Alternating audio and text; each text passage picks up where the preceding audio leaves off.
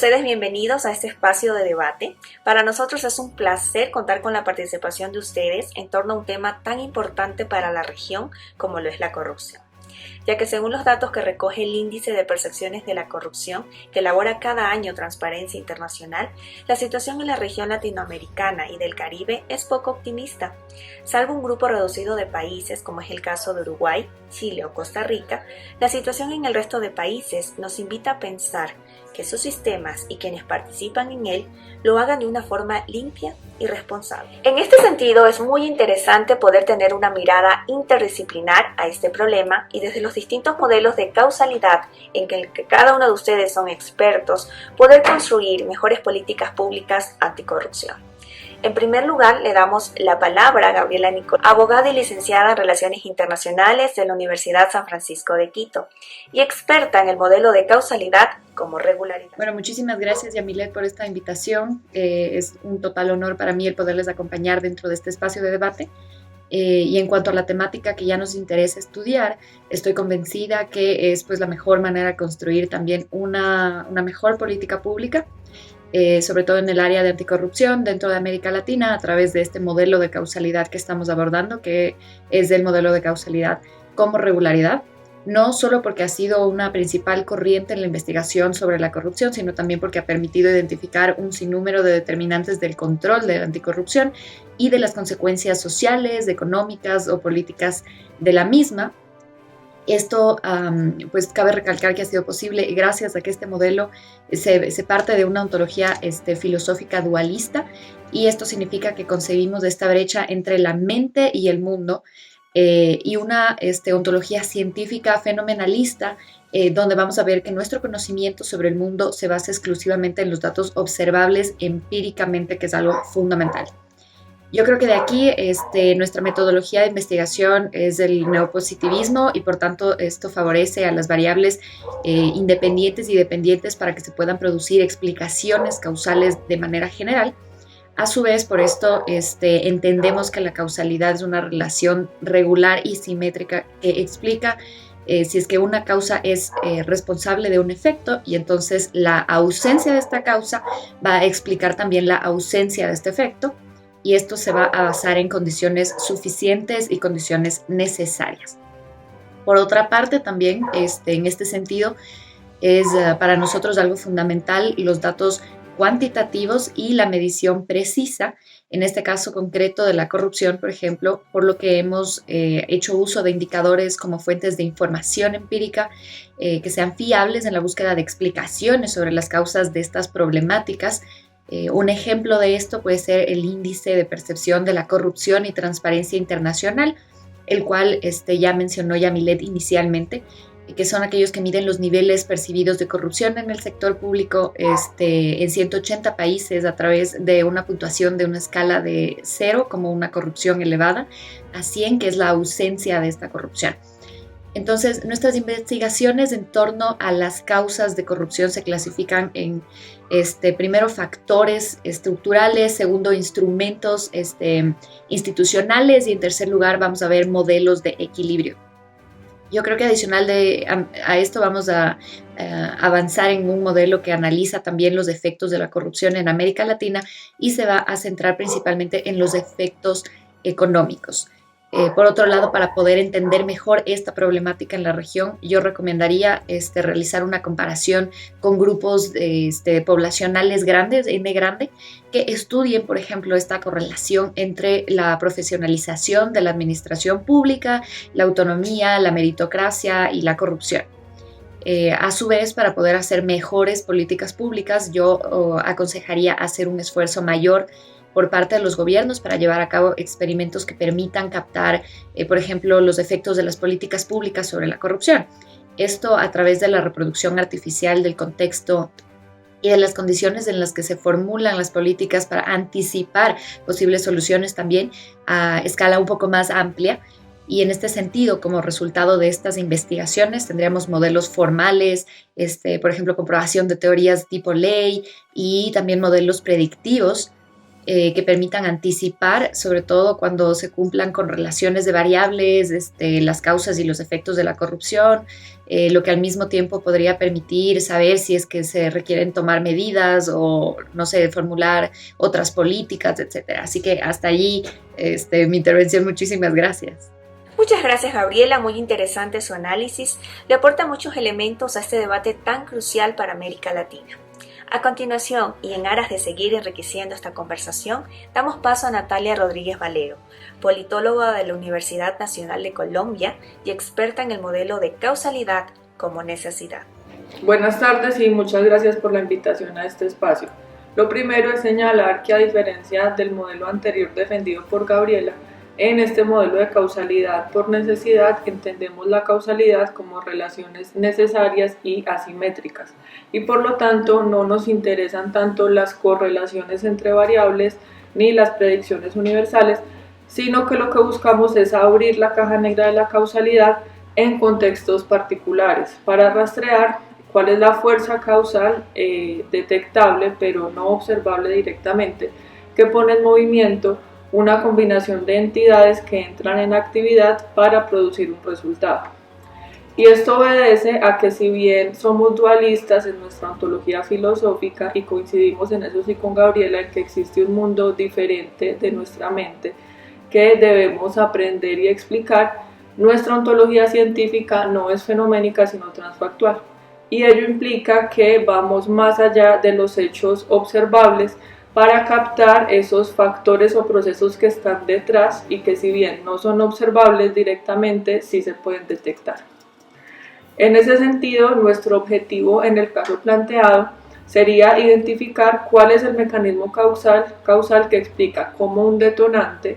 que podría ser, por ejemplo, la adopción de prácticas de rendición pública de cuentas por parte de los gobiernos, desencadena un proceso que conduce a la disminución de la corrupción, siendo este un resultado de política pública. Como ven, entonces, nuestro interés es identificar patrones de causalidad y revelar la estructura, la jerarquía y la secuenciación de un mecanismo causal específico. Para ello, en el diseño de la investigación, acudiríamos entonces al método de la reconstitución de procesos o process tracing, empezando por formular una hipótesis acerca del funcionamiento del mecanismo causal. Luego pasaríamos a definir cuáles son las observaciones empíricas que tendríamos que encontrar en una serie de casos si es que en efecto la rendición pública de cuentas reduce la corrupción. Para ello utilizaríamos los instrumentos de política pública como huellas observables que deja el funcionamiento del mecanismo en los distintos momentos del diseño de la política pública. Posteriormente, lo que haríamos sería comparar cómo funciona ese mecanismo en una muestra de pocos casos, algunos típicos como Chile o Uruguay, por ejemplo, y otros desviados que podrían ser Colombia o Ecuador, donde la adopción de prácticas de rendición de cuentas no condujo necesariamente a la reducción de la corrupción, para luego hacer entonces ya un análisis más profundo y detallado en uno de esos casos en específico. Y esto lo haríamos evaluando el valor probatorio de la evidencia recolectada en esos casos desde una lógica bayesiana, ¿cierto?, que nos permita confirmar o refutar el mecanismo causal teorizado inicialmente. Como resultado de esta investigación, tendríamos entonces una teoría de rango medio, es decir, un modelo contingente acerca de los efectos de la rendición pública de cuentas en la disminución de la corrupción, que sería aplicable a otros casos homogéneos en la región respecto a los que analizamos en el estudio. Y esto porque desde nuestro modelo priorizamos la validez interna de las investigaciones y somos conscientes de los alcances del método, en el sentido de que sus conclusiones son satisfactorias, pero difícilmente generalizables a una población más amplia y diversa de países, en los términos neopositivistas que nos comentaba anteriormente Gabriel. Muchas gracias, Natalia. Acá tenemos otra manera de abordar el problema desde el realismo ICO. Sigamos ahora enriqueciendo la discusión con otras perspectivas. Para ello saludamos a Jean-Paul Pazmiño, docente en Historia por la Universidad Central del Ecuador y experto en el modelo de causalidad como contingencia histórica. Un cordial saludo para todos. gracias por la invitación. La verdad es que es un gusto poder compartir este espacio de debate con todos ustedes, aunque sea de manera virtual, se agradece la iniciativa. Y bueno, para empezar, tengo que decir que yo me desmarco de la posición ontológica filosófica dualista de las colegas que me antecedieron en la palabra, ya que desde el modelo de causalidad como contingencia histórica consideramos que no hay una separación entre el mundo y nosotros como investigadores, así que al hacer ciencia lo que hacemos es recrear el mundo desde nuestras experiencias vivenciales, es decir, desde el contexto. Y bueno, por esta razón, en el modelo de causalidad como contingencia histórica, interpretamos la realidad para construir tipos ideales que expliquen precisamente los grandes movimientos de la historia que se materializan en los cambios de las políticas públicas. Nuestro entendimiento de la causalidad no es probabilístico, como argumentaba Gabriela en su modelo, ni tampoco es determinista, como lo señalaba Natalia, sino que lo vemos como una constancia. Es decir, buscamos identificar relaciones históricas contingentes en casos excepcionales, es decir, en casos ocasionales que por lo general no son regulares y que se explican a partir de combinaciones de factores o combinaciones o conjuntos de variables cuyos atributos los estudiamos de manera desagregada. El objetivo fundamental en este modelo es clasificar los múltiples contextos de la corrupción y bueno, de este modo se puede pensar en agendas específicas de lucha contra la corrupción y entender por qué las políticas que han sido diseñadas han sido eficaces o no. Bueno, retomando la relación causal que propone Natalia, nosotros trataríamos de entender cuáles son los componentes o características de las políticas de rendición de cuentas en América Latina que están asociadas a la disminución efectiva de la corrupción y que tienen un mayor peso, obviamente de manera combinatoria, lo que se explicaría en los resultados. Dado que nuestro conocimiento sobre el mundo se basa en datos observables empíricamente, porque bueno, nuestro modelo es fundamentalmente fenomenalista, desde el método del QCA lo que haríamos sería valorar el peso de estas características, de cada una de estas características en la configuración del diseño de las políticas. Para ello seleccionaríamos pocos casos que hayan adoptado estas políticas, como sería el caso de Colombia, y bueno, procederíamos a desagregar sus componentes, que en este caso serían fundamentalmente tres. En primer lugar, la divulgación de información pública, la generación de espacios de diálogo entre el Estado con la ciudadanía y el establecimiento de incentivos como consecuencia del ejercicio de rendición de cuentas. Una vez seleccionadas estas variables, pues procederíamos a calibrarlas, codificando su existencia en escalas booleanas, es decir, como 1 o 0, pero sobre todo sus atributos mediante escalas cualitativas que van de 1 a 5. Otra opción sería también hacer una investigación desde la teoría de la dependencia del sendero,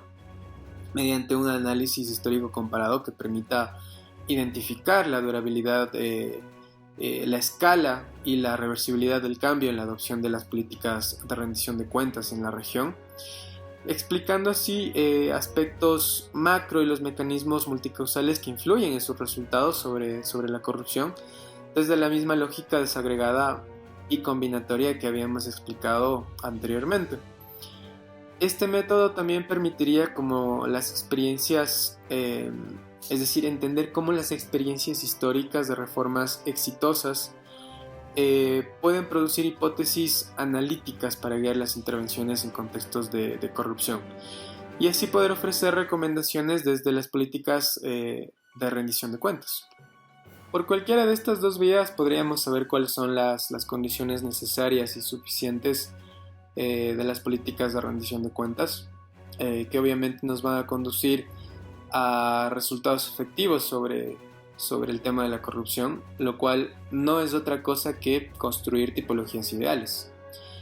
En este sentido nos van a ayudar a simplificar la complejidad y la realidad de este fenómeno, para poder construir políticas cada vez más eficaces. Pero obviamente comprendiendo bien el contexto y la colinealidad de cada caso antes de trasladar una política diseñada en un contexto A a un contexto B. Y eso sería básicamente mi intervención. Gracias por la oportunidad. Y finalmente le damos la palabra a Geraldine Puentes Ocampo, politóloga de la Universidad de Antioquia y experta en el modelo de causalidad como motivación. Yamilet, muchísimas gracias por la invitación. Me complace mucho estar aquí el día de hoy y poder compartir con ustedes todas estas miradas tan importantes que permiten dar luces a esta gran problemática en América Latina. Aprovecho para agradecer a mis colegas por estas propuestas tan interesantes y por supuesto tan diversas. Considero que todos los modelos de causalidad que hemos visto hasta el momento le aportan muchísimo a la formulación de las políticas públicas anticorrupción en nuestra región, que son tan importantes.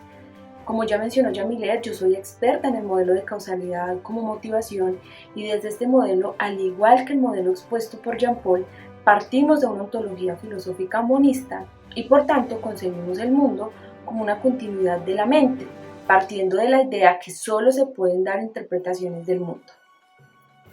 A su vez, partimos de una ontología científica transfactualista que, como ya explicó Natalia, hace referencia a que nuestro conocimiento sobre el mundo se basa en datos detectables pero no observables empíricamente. En este sentido, nuestra metodología es el reflexivismo, es decir, nosotros nos centramos en los discursos y las representaciones para elaborar análisis interpretativos y marcos deliberativos. De ahí que entendamos la causalidad como un producto de las motivaciones y los marcos cognitivos de los actores y que nuestras investigaciones busquen analizar e interpretar los procesos de construcción social derivados de los imaginarios, las ideas, los símbolos y valores, los cuales están moldeados por los contextos vivenciales y experienciales de los sujetos. Es por esto que para nosotros los investigadores es fundamental realizar estudios de casos profundos y comparaciones de pequeñas n para analizar la corrupción que nos permitan explorar las peculiaridades de las relaciones causales contradictorias de esta problemática a través de etnografías y análisis del discurso y de técnicas como grupos focales y entrevistas a profundidad.